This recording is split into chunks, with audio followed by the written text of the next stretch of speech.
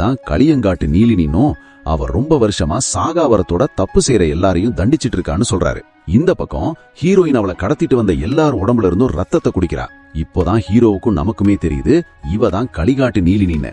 அதுக்கப்புறம் பாடி எல்லாத்தையும் டிஸ்போஸ் பண்ண அந்த கேஸுமே இந்த எஸ்ஐ தான் வருது. ஹீரோயினை கடத்தும் போது ஹீரோவை தவிர ஒருத்தன் பாத்திருப்பான்ல, இவன் சொன்னதை வச்சு இறந்தவங்க கடைசியா இவங்க கூட தான் இருந்ததை தெரிஞ்சுக்கிறான். ஹீரோவுமே ஹீரோயின்ட்ட நீ தான் நீலினா, ஒரு ஃபாதர் உன்னை அழிச்சிட்டதா ஹிஸ்டரியில சொல்லியிருக்கேன்னு கேட்கும்போது ஹீரோயின் அந்த ஃபாதர் என்ன அழிக்கல, ஊர் மக்களுக்காக அப்படி செஞ்சாரு, அவர் தான் என்ன காப்பாத்தி என்ன மாதிரி வைரஸ் இருக்கிற அவரால் கட்டுப்படுத்த முடியாத ஆட்களை என்ன வச்சு கட்டுப்படுத்தணும்னு மூத்தோர் சொல்லி ரொம்ப வருஷமா நாங்க ஒன்னாதான் வேலை பார்த்தோம், இப்ப அவரு இறந்துட்டாருன்னு சொல்றா.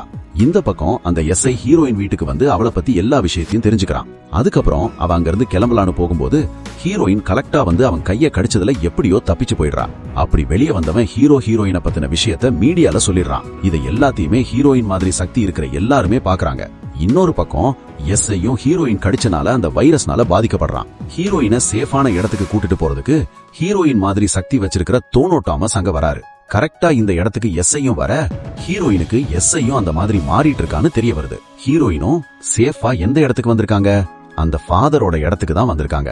இப்படியே ஹீரோயின் இருக்கிற இடத்தை தெரிஞ்சுக்கிட்டு புலிஸ் அந்த இடத்துக்கு வர எல்லா புலிஸையும் வெளுத்து வாங்கிடுறா.